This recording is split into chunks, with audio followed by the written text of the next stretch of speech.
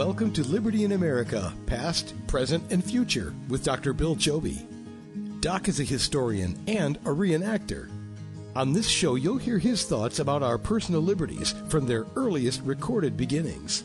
You'll also be transported back to the 1750s to relive the life of Colonel George Washington and his adventures during the French and Indian War. Let's get started. Here's Dr. Bill Chobe. Hello there again, Dr. Bill Chobe, talking about liberty in America, past, present, and future. Now, what we can do to make that future happen. Remember that when might is right, we live in bondage. When right is might, we live in freedom. When right becomes wrong, we live in chaos. Until either might or right gets back in control. Something I skipped last week, so I was really thinking over just what this was all about and what I could do to try to articulate in the simplest of terms so the listeners out there, however few you may be, will appreciate what it is to be an American. Now, you might think that it's about mom and apple pie and 4th of July and fireworks. That's not what makes us Americans. You say, well, we're free, but free of what? Last couple sessions, I've been talking about the Bill of Rights, defining and describing and trying to get you to understand what the Bill of Rights means. But it's within the Constitution, specifically in the Bill of Rights and the 14th Amendment, 13th Amendment, and others which specifically make us Americans. We have freedom of speech, free exercise of religion. We can own guns. We're supposed to be secure in our persons and our homes from the government. Now, all of this in the Bill of Rights is about protecting individuals from the government. And originally it was from the federal government with the Fifth Amendment, requiring due process of law if we were accused of something. You're entitled to speedy trials that are public, where we have a right to face our accusers. And bail that was not to be excessive, or extreme punishments. Those are all part of what it is to be an American. 14th Amendment gives us equal protection under the law. So the law has to be uniformly applied to be constitutional. But where does it put us today? It's pretty clear that there's a double standard of justice in America. If you're a radical and you protest in the streets and tear up federal property in the name of racism or of opposing racism, then that's fine. That you just go unpunished, even though millions of dollars worth of taxpayers' funded property has been destroyed. But God forbid you go to church during the COVID mess and you can be arrested, if some had been, for simply going to church. Others have been arrested for even having church outside without wearing a mask, which is really stupid. But probably the safest place to be is on the seashore during COVID, because the salt in the air and the breeze and the sand would quickly kill any virus. But you couldn't even do that. So where does all this go? You know, we look in our history, there's a lot of this is just repetition for what happened before. It came to mind to me just during this past week about Abraham Lincoln's speech back in 1858 or so. And he talked about a house divided. Let me give you a couple little bit of quirks from this. This was before the Illinois Republic State Convention in Springfield, Illinois, June 16th, 1858. And he goes on and says, Mr. President and gentlemen of the convention, if we could first know where we are and whether we are attending, we could better judge what to do and how to do it. We are now far into the 5th year since the policy was initiated with the avowed object and confident promise of putting an end to the slavery agitation. Under the operation of that policy, that agitation has not only not ceased, but it has constantly augmented. In my opinion, it will not cease until a crisis has been reached and passed. A house divided unto itself cannot stand. I believe this government cannot endure, permanently half slave, half free. I do not expect the union to be dissolved. I do not expect the house to fall, but I do expect to cease to be divided, and it will all become one thing or another. The opponents of slavery will arrest the further spread and place it where the public mind shall rest in the belief that in its course of ultimate extinction, or its advocates will push it towards till it shall become lawful in all the states, old as well as new, north as well as south. Have we no tendency to the latter condition? Let no one who doubts carefully contemplate that now almost complete legal combination, a piece of machinery, so to speak, compounded of the Nebraska Doctrine and the Dred Scott decision. Let him consider not only what work the machinery has adapted to, but also well adapted, and also let him study the history of its construction and trace, if he can, to rather fail, or if he can, trace the evidences of design and concert of action among its chief bosses from the beginning. He goes on to say many of the same things that just change the wording a little bit. You could talk about it today. Do we live in slavery in America? I'd say we do. Many people who have succumbed to the hand of heavy government are enslaved by its policies. One of the commentators called it the federal slavery, the federal plantation, if you will, to those people who depend on the government for their subsistence, food stamps, housing, the story, the welfare trap. That's slavery. That's slavery. Is there slavery or indebted servants, indentured servants in America? Sure. This was outlawed by the amendment to the Constitution forbidding slavery and indentured servitude. But yet we have millions of people pouring over the border who essentially are indentured to the cartels. That's how they got here. They had to lay out part of their life, sell part of their soul to be able to come to a country like this. A house divided cannot stand. So where did all this come from? Well,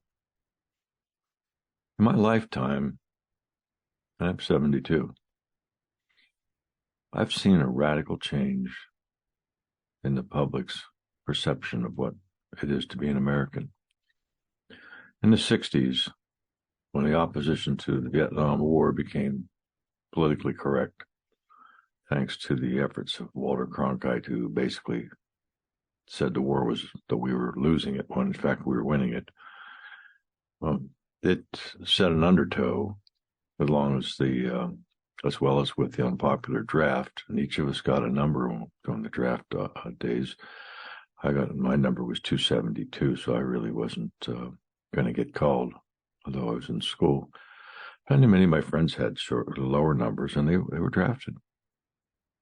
A lot of people were against that. A lot of military-age men who moved to Canada or left the country to Mexico to avoid the draft. The draft is very unpopular. And we really haven't had anything like that since, by the way. But you look at over in Russia, that's how they get their soldiers, they draft them. And incidentally, the way we're moving, it looks like women are going to be drafted next, thanks to all this feminism movement. But that change started when it was blaming everything on the administration. And we had a President Johnson, LBJ, who really did a terrible disservice to this country. But he became president because he was from Texas, and Kennedy wanted somebody from the Democrat South. And he came on as vice president. Of course, then later we found that the CIA were involved with the assassination of John Kennedy. And some people speculate that LBJ had a hand in that. But he was a terrible president. But he knew that if he could hand out money to people, he could get them to vote for him. And if you go on Google And you look this next lineup, and I'm going to tell you, and it's not that I'm a racist, I'm just repeating what LBJ said in the 60s regarding welfare. And I'll paraphrase, although it's not a direct quote, but you can look it up. He says, LBJ said, and it's recorded, if we give them niggers money, they will vote for us for the next 100 years. End of quote. Yeah, he said that. That's the kind of man he was. He was a racist. And he knew that he handed out money that people would sell their soul or give their soul up to the state. Those are the people that I'm saying today are enslaved. And from that, the Great Society, all the programs of the Great Society were spawned. And it took, supposedly, it was going to reach into Appalachia and it's going to turn people's lives around, where people for centuries were self-sufficient. And now with the hand of the carrot and stick, if you will, to the people in Appalachia, they gave up a lot of their autonomy and their freedom and kowtowed to whatever the Federalists would say to them. This was LBJ. Well, also happens he was a Democrat. If you go back through the people who have supported slavery, they're all Democrats. Republicans, really. Lincoln was a Republican. And he's the one that put in course, as I mentioned in the previous part of his speech, that it was he, the Republican Party, that eventually led to the abolition of slavery. After the Civil War, as blacks rose to power in the South, and there were many of them were senators and congresspeople, the Jim Crow laws were set up. The Jim Crow laws were basically Democrats acting, well, they were the Ku Klux Klan, but they were acting as if they were using the power of the law to break or violate the civil rights of many blacks. When you hear Joe Biden say Jim Crow too, he's referring to today's use of the law to suppress people. Only in this case, he's using the abuse of the laws and his administration against conservative white people and many conservative blacks and browns, if you will. I'm not a racist. I'm just telling you as I see it so that you can understand what the issues are today. Well, along came Bill Clinton. These are the people that are advocating. Well, Jimmy Carter was in there, but Jimmy Carter was at least had some semblance of constitutional activity. The next one was Bill Clinton. And Bill Clinton did not win a majority of the votes. He was elected something like 43%. And this was thanks to Ross Perot, who took a lot of conservative votes from George Bush. And we got Bill Clinton. And we know Bill Clinton had a sword passed, and he had a proclivity for chasing women, and that many of his accusers of rape had came forward. But the press conveniently looked the other way because he was saying all the right stuff to them. And the big money people thought, well, they can work with this guy. Well, they did. He set a horrible example of how Democrats and their whole concept of what's supposedly good for America set a lot of things in motion, including Hillary.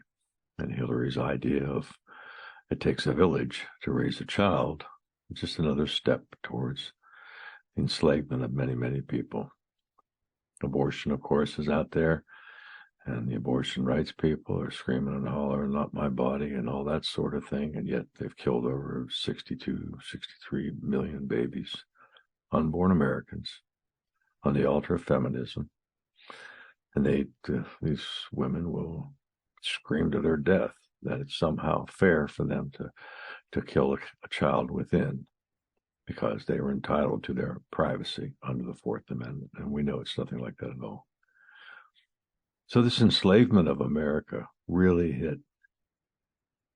got on steroids when Barack Obama was elected. Remember, Barry Soweto is his real name. He had to change to Barack Obama. I guess he was trying to hide his past, that he had actually lived in Africa for a long time. So many questions whether or not he was truly qualified to be president because of his birthplace and his natural, his father being from Africa. But, that may very well have been true, but it didn't seem to mind the matter to the big media who wanted this guy in. And this was supposedly going to solve all problems of racism in America. But to the contrary, it accelerated racism. Barack Obama was a racist. And more importantly, he was an enslaver when he said he was going to fundamentally change America. He never said how or why or change to what. He was going to have a fundamental transformation of America. And that was some good talking points for an election, but he never said what he was going to do. Well, we look at it today, we can see what he started and what it has become.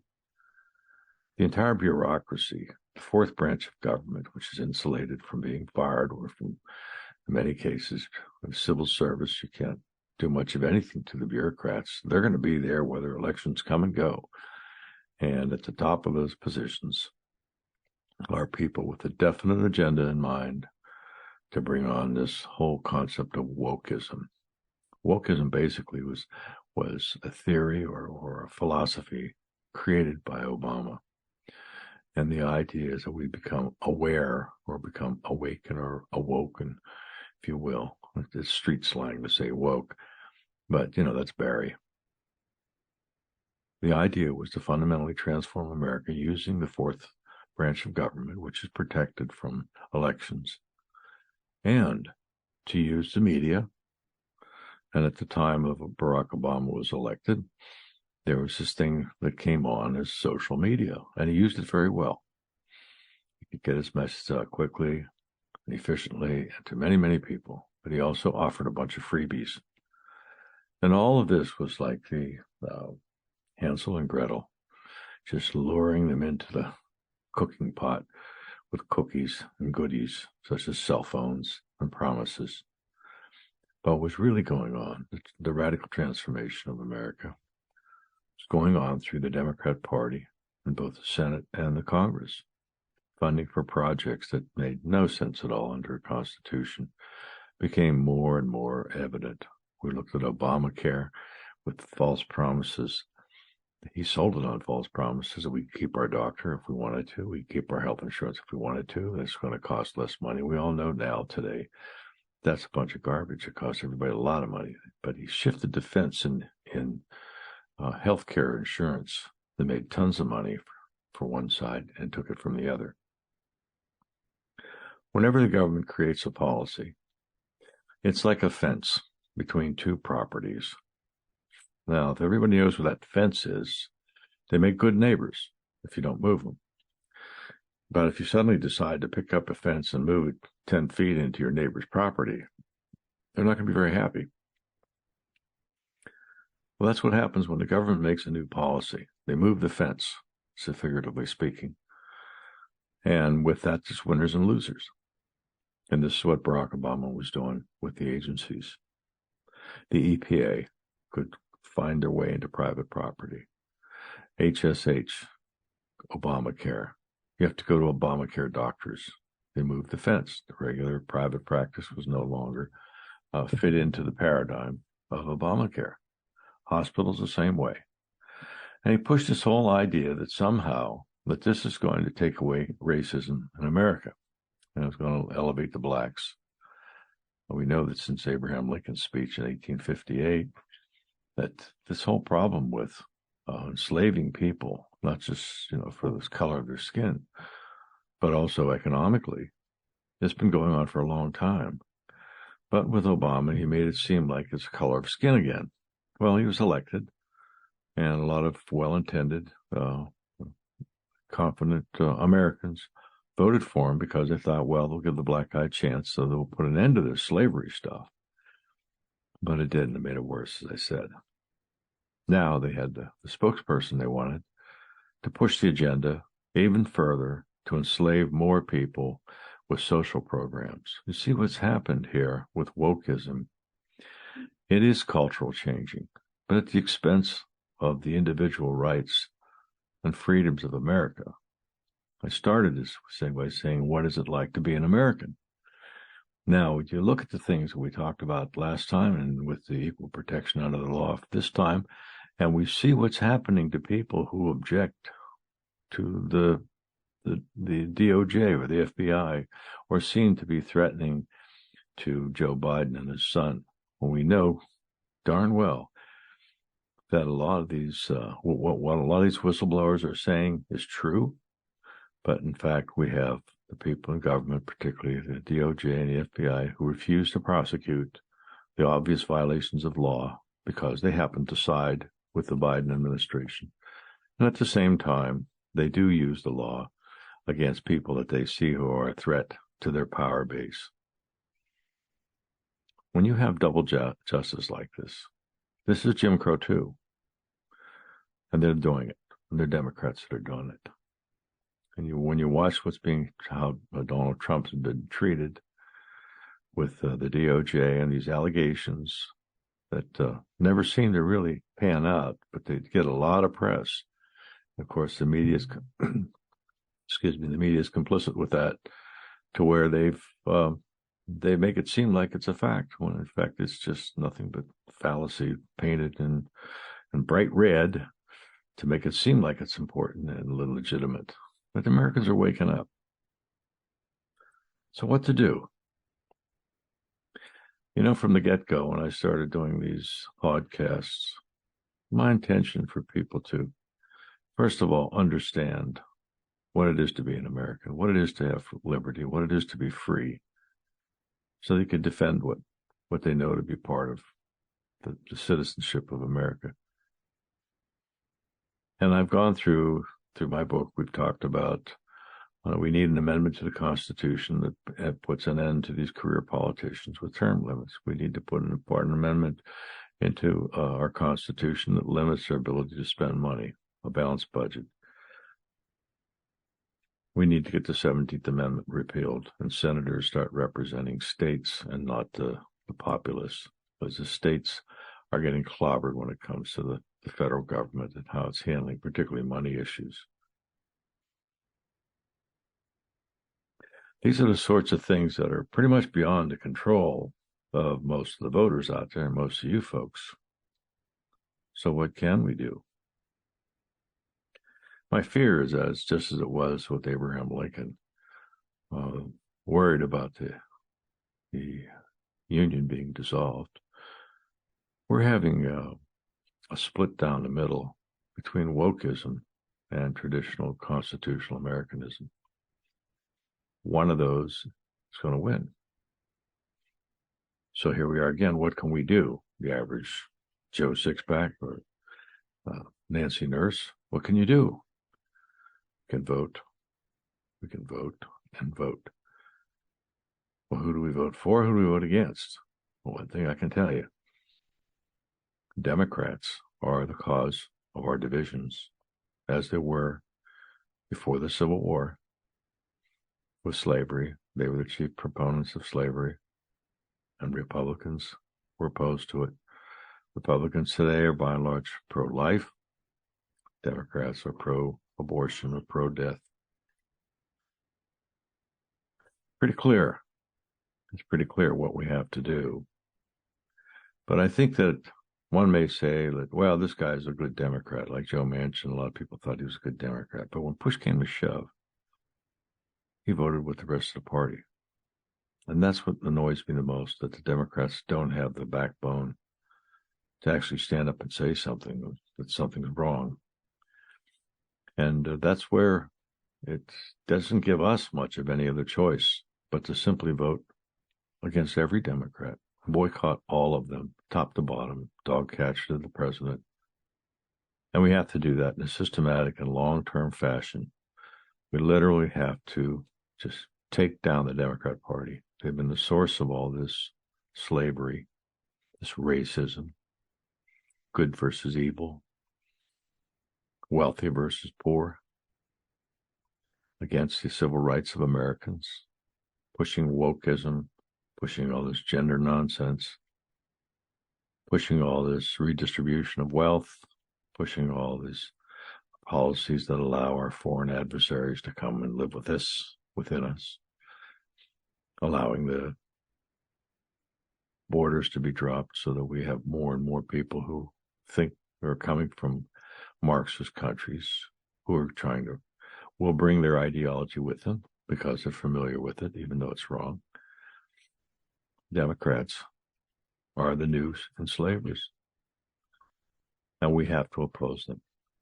So, if anything, out of all that I've been saying, and you probably get tired listening to me by now, just tell your friends, tell everybody, if you love this country, you must boycott all Democrats. And when we take them down, because the power of the people is in the people, we the people have the power to do this. And when we take them down, then we go and we turn to the Republicans, the rhinos, and say, you're next. If we don't do this with ballots, my greatest fear is that it'll become with bullets. And I never want to see that happen in this country. I'm never advocating that. But I also like to say, to the liberals out there who might be listening in, the Republicans or the conservatives have all the ammo. They have all the guns. It would be foolish to let it get to that point. If the the few conservatives that are within the Democrat Party would simply stand up and start objecting to this, they could turn their party around. But they're fearful. They're promised so many things, money and things like that for campaigns. So we have no other choice. We need to take down the entire Democrat Party with ballots. Every time you vote, no Democrats. Just do it year after year after year after year. We'll take them down. And out of this, there will emerge a new version of liberty. Just like you had Lincoln talking about that after the Civil War. We have to do this because it's an existential threat to our country, to our constitutional republic, to allow a double standard of justice to prevail. We have to face it. Well, I've been a little long-winded tonight. I hope you get something out of this. I'm not advocating radical, transformations like Barry Obama was doing. Just return to what has worked for 240 some years and not allow that to slip out of our fingers. But it all takes all of us to understand the questions. What is it to be an American? Remember that when might is right, people are in bondage. We're in bondage today when we have the powers of government weaponized against those who object. We're in bondage. When right becomes might, we're free. Right becomes wrong, we have chaos. Again, that's what we have today is chaos. And until either right or might is back in control. Dr. Bill Chobe signing off. Liberty in America, past, present, and future. I appreciate you taking the time to listen to my monologue here. I hope it has some impact. Thank you.